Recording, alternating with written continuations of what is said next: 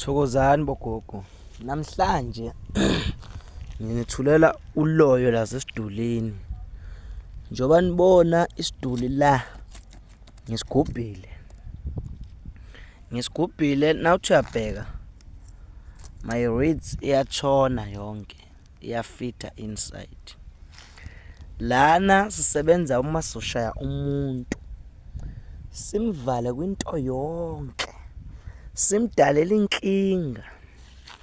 Sisebenzisani ke? Sisebenzisa these candles, red candles, sometimes na black siyasebenzisa. Nawuthi uyabuka kahle la kunezinalithi, uyabona kunezinalithi, sesigubhile sekunje.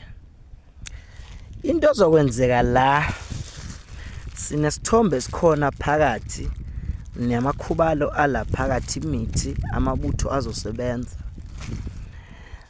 Sithola lana igama lakhe lowo muntu loyo okuhluphileyo ofuna simshaye. This is the real witchcraft, uloyo la ngempela. Nawazi kahle kukhulunywa ngesidulu ukuthi senzani. Laphana sizodinga ifish,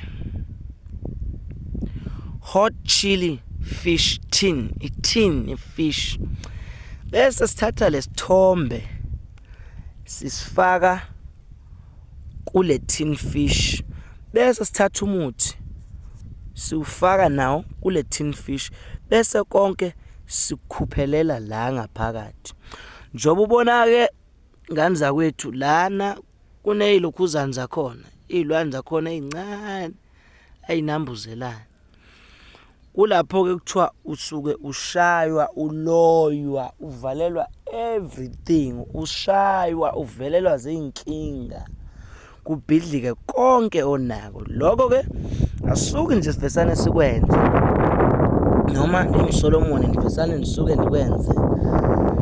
This witchcraft siyenza kwisizathu esijulile. Nangabe sowukhathele and wena unamandla ukuthi ungayilwela noma ungayinqobela kanjani kuleso sitha, uyayibona, uloyo nje ulijulile besuke bekubulele ngempela nabezokubopha la esidulini.